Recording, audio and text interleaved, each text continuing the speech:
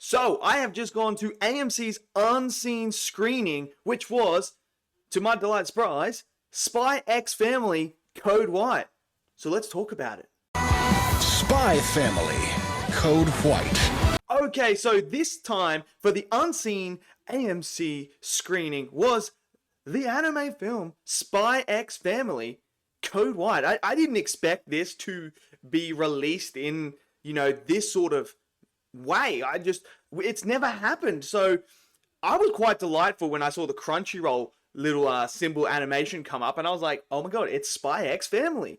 Because I was looking at it and I was like, nothing matched it with what was coming out recently. So I was super excited. This was a film that I've been excited for, and to see the Forger family, just go on a mission. This is an original script. This has nothing to do with the manga. It's not canon. I don't believe it's canon to the actual anime and manga, but this is an original story. And I love it when the animes do this, where the manga writers come in and they write an original story that doesn't have to include in the canon or anything, but just gives us these characters in a different scenario. So if you guys aren't sure what Spy X Family is, and you're wondering, oh, what is it? It's basically a family that's put together. They're spies, and they go on missions and adventures and that, and there's sort of a thing going on between Yor and Lloyd, who are the two parents, and then Anya, the kid, and they all have their own similar roles. So it's sort of like a Mr. and Mrs. Smith vibe sort of thing, except they don't try and kill each other.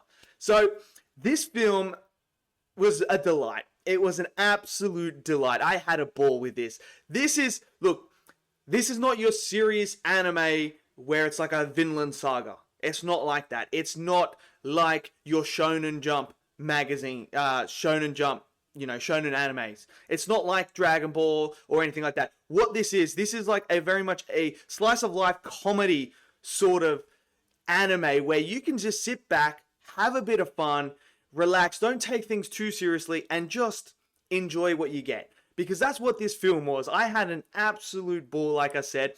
Anya was hilarious in this film. There was this whole segment about her, because the whole plot revolves around her eating a piece of chocolate, as you've seen in the trailer, that contains something that leads them in this direction. And that whole moment when she eats it and what they figure out what it is, she goes on this incredible psychedelic journey involving some sort of god. I'll let you guys, when you watch it, that whole segment was hilarious. And everyone in the theater, even the people who didn't know what they were getting into, were laughing. They were having a ball with that scene. And every time Anya was on screen, people were laughing, because she's just like that gag character that is just hilarious throughout the whole entire film. And that's what I loved about it, is there's this lovable character like Anya that you can't take seriously, but is, because she's a child, she does very childish things, and she doesn't quite understand, the higher ups of an adult maturity level. So she isn't comprehending certain things that are going on. So when things are happening with Lloyd and Yor, she's thinking it's one thing when they're thinking it's another thing. So I love that dynamic. And then you throw in Yor. Yor is she's so badass in this film. She's great. She has this brilliant action sequence in here as well, where she's fighting this villain, and that whole stuff was awesome. And what I love about that whole sequence, and what I love when anime does this, is there's so much stuff in anime when it comes to fights where it relates to just sheer power. It's like this person is more powerful than this person. They're stronger than this person, so they're going to overpower him. In this fight with Yor, it's strategic. She has to figure out a way to beat this opponent that is significantly stronger than her. And that's what I really liked about this, is that whole fight is her trying to figure out a way, how can I beat this opponent that is stronger than me? I can't use brute strength. I can't use my knives or anything like that. How do I beat him? And the way that she does it is very clever, and it's a throwback to something that happens in the film earlier. And then obviously Yor, I love what they did with Yor and Lloyd in this film. So there's this is the perfect example in this film of what a woman is thinking with certain things when she's talking with her friends about signs of certain things, and how she's correlating that with her relationship and being a wife, and that, oh, is he going to divorce me? This is a cue. This is what that. And then it goes to Lloyd, and you see what goes through a man's mind, and it's the complete and utter opposite. It's got nothing to do with what she's thinking and he's thinking. And Lloyd was awesome in this movie as well. I really enjoyed it. I love the dynamic between Yor and Lloyd. That was all great. And then Lloyd has this, oh man, I gotta talk about this action sequence with Lloyd in this. There's a moment where he fights the main villain in this movie, and the animation, the colors that they use for it were incredible. I was sitting there, I was like, this is stunning. And I feel like that whole fight was elevated.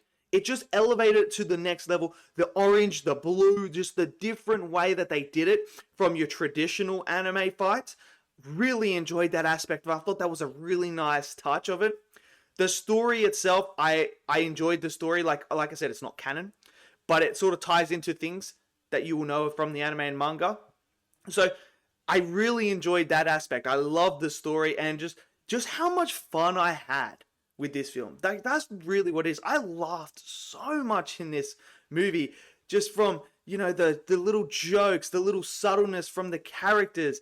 You know, you're thinking one thing, Lloyd thinking another thing, and then going back and forth in their minds. I loved all that aspect. The animation throughout the whole entire film was great. It really is. And look, I'm hoping that this is now going to bring some more people to come in and seeing and watching this anime, Spy X Family, because it's quite a good anime. It's very fun. And, you know, this was an unscreened one. So not many people, like there was people that walked out of theater because they were like, oh, this is dumb or something like that, because, you know, they weren't expecting it. So there was people that walked out of the theater. But for the ones that did stay, that had no interest in it and actually sat through and watched it and laughed and had a good time, means a lot to the anime community, because that just means we're getting more people involved. And hopefully this is like, you know, a start of more people going and watching anime films and getting it more into the limelight, because it's just so good. It's so fun. Like to have a film like this where you can just sit back, have fun, because it has mature stuff in it as well. Like the stuff that Lloyd and Yor are thinking that is something that is relatable to everyone in the world, especially if you're married or in a relationship. You can understand where they're coming from. So the dynamic and the chemistry between them, and then the whole family dynamic, is great. Like there's a lot to love about this film, and I had an absolute ball. Is it perfect? No, it's not perfect. Is this going to be my top 10 best? It probably won't be at the end of the year. I'd probably say that. But I tell you what, it's one that I can rewatch. It's one that I will rewatch because it's just so much fun. And like I said, man, the whole stuff with Anya was hilarious, man. It was just comedy gold. The facial expressions. It's everything you want in like the comedy anime. That's what this film is. So let me know what you guys thought. If you guys did see it, smash your thoughts down in the comment section below. What did you guys all think of Spy X Family White? Let me know. Smash that like button, click subscribe, and I'll see you guys next video. Until then, stay safe and peace out.